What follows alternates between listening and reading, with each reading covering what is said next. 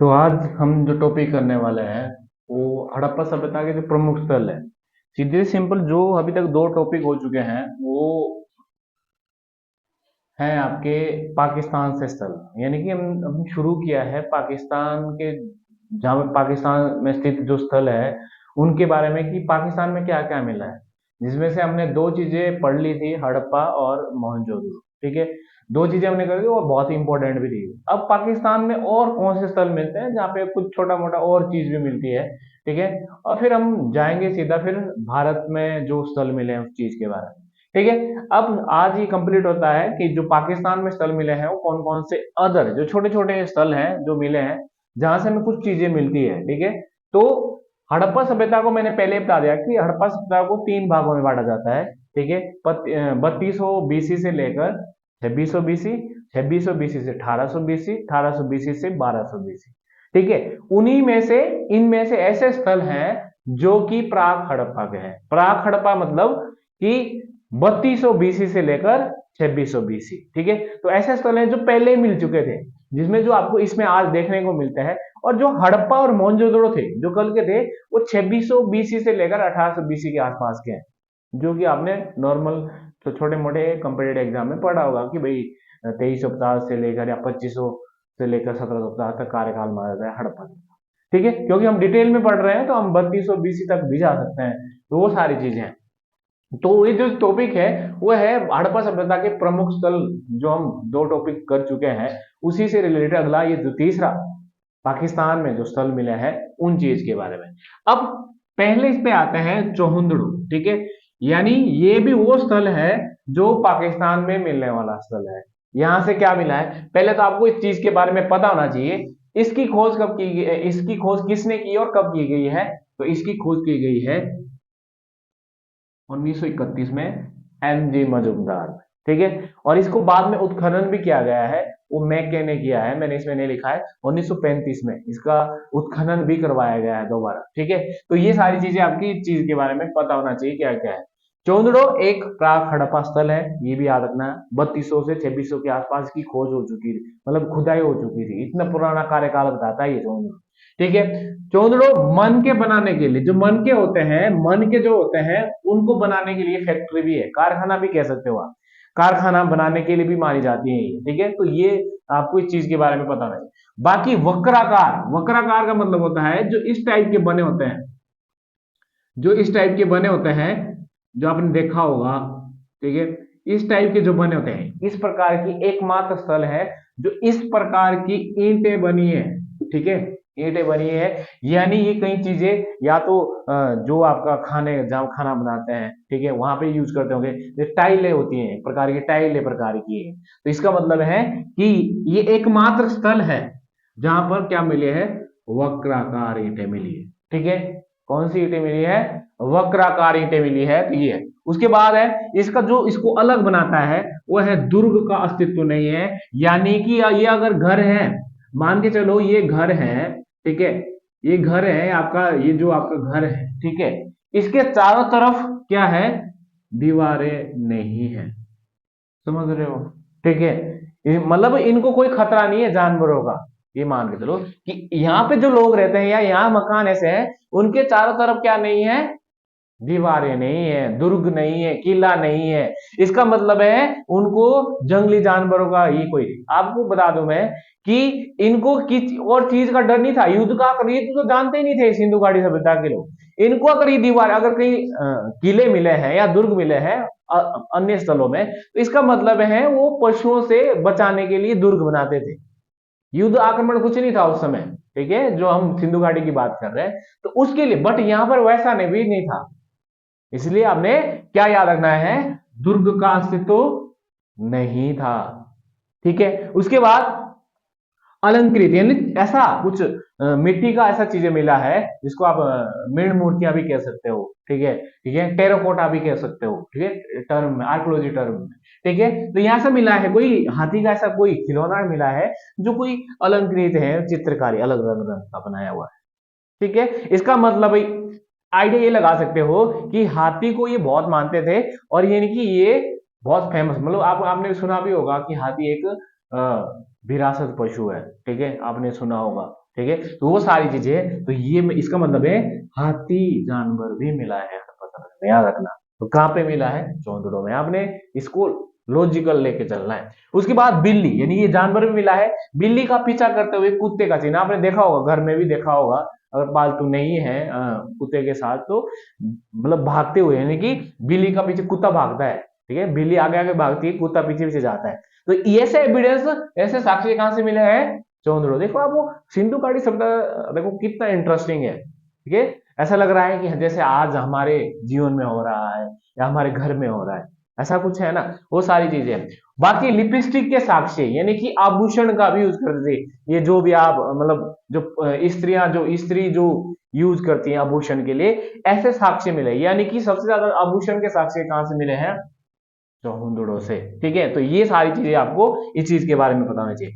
स्याही की दवा, देखो जो हम नॉर्मल यूज करते हैं वो सारी की सारी मिल रही है, लग रहा है ना आपको?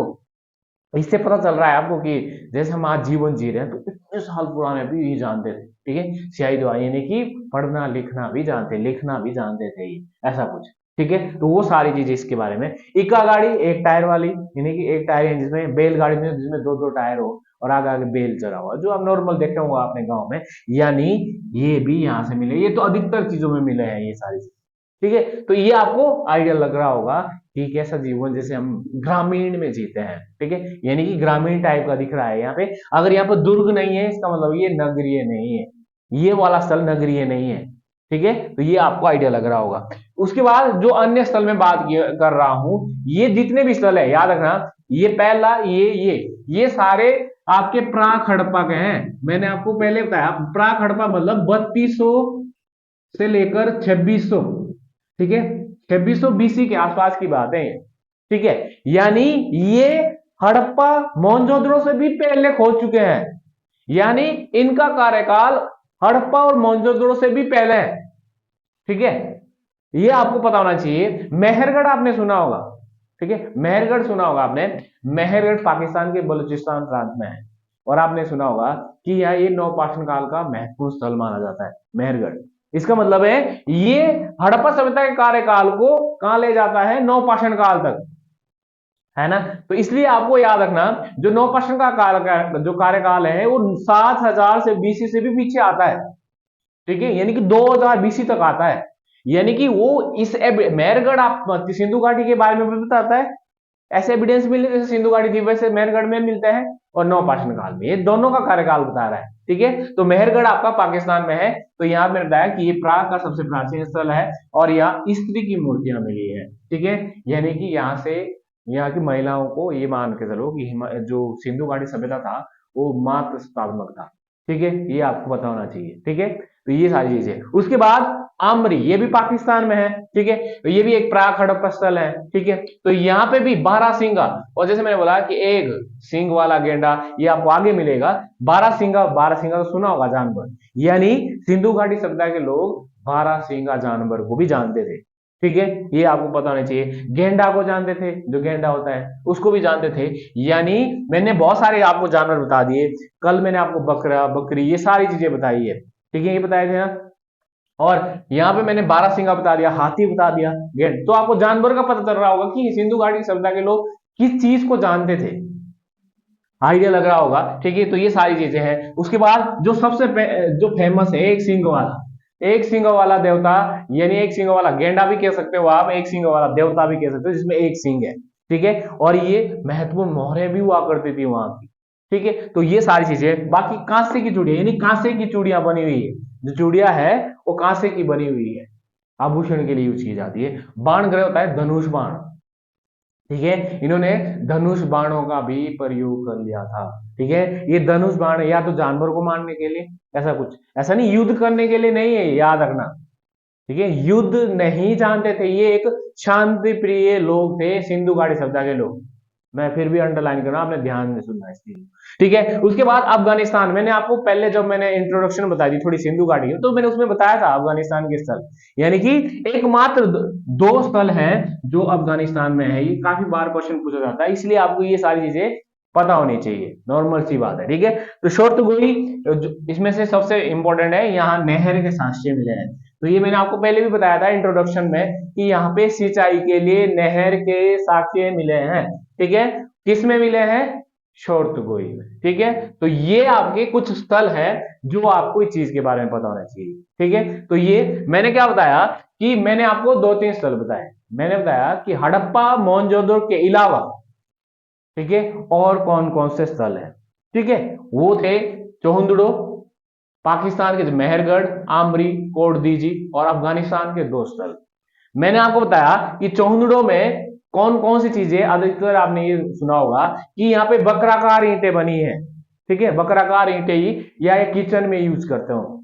उसके अलावा यहाँ दुर्ग नहीं है, इसका मतलब है ये ग्रामीण थी, ये एक ग्रामीण संस्कृति थी, क्योंकि सिंधु घाटी खुद एक नगरीय सभ्यता है, ठीक है। क्योंकि हड़प्पा एक नगरीय है, मोहनजोदड़ो जो स्थल है वो एक नगरीय है, ठीक है। इसमें से चोहुंदड़ो एक ऐसा है जो एक ग्रामीण के लक्षण दिखते हैं। इसका मतलब है कि ये स्थल प्राक हड़प्पा का है, क्योंकि जो ताम्रपाषाण काल है वो एक ग्रामीण संस्कृति है ना। तो इसका मतलब ये बहुत पुराने हैं, ठीक है। तो ये सारी चीजें, तो अधिकतर तो ये स्थल ये भी कह सकते हैं हम कि एक ग्रामीण थे, यानी कि प्राक हड़प्पा एक ग्रामीण सभ्यता थी, विकसित हड़प्पा एक नगरीय सभ्यता थी, और उत्तर हड़प्पा जब खत्म हो रही नगरीय, समझ रहे हो, ठीक है। ये सारी चीजें हैं। तो मैंने आपको इसमें कुछ जानवर बताए हैं, बिल्ली, हाथी, गेंडा, एक सिंग वाला, 12 सिंगा, ये सारी चीजें मैंने जानवर बताए, ठीक है। फिर मैंने कि आभूषण को भी जानते थे, यानी कि सजना संवरना, ये सब चीजें भी जानते थे। इसकी पढ़ाई लिखाई के बारे की एविडेंस मिलते हैं। व्यापार बैलगाड़ी से सामान ढोने का काम करते थे, यानी कि इससे आपको क्या आइडिया लग रहा है कि इनका जो सामाजिक और राजनीतिक जीवन सब कुछ था, ठीक है। ये सब कुछ जानते थे, ठीक है। तो ये सारी चीजें हैं जो आपको इस चीज के बारे में पता होना चाहिए। अब कल जो हम स्थल करने वाले हैं वो करने वाले हैं भारत में, यानी कि भारत में कौन कौन से स्थल है जो बहुत इंपॉर्टेंट है, जो सबसे ज्यादा क्वेश्चन आते हैं, ठीक है। तो ये सारी चीजें हैं जो आज का टॉपिक था, ठीक है। तो ये आज का टॉपिक यहीं तक हम रखते हैं, ठीक है। ये आपके लिए बहुत इंपॉर्टेंट होने वाला है, ठीक है। तो ये सारी चीजें हैं।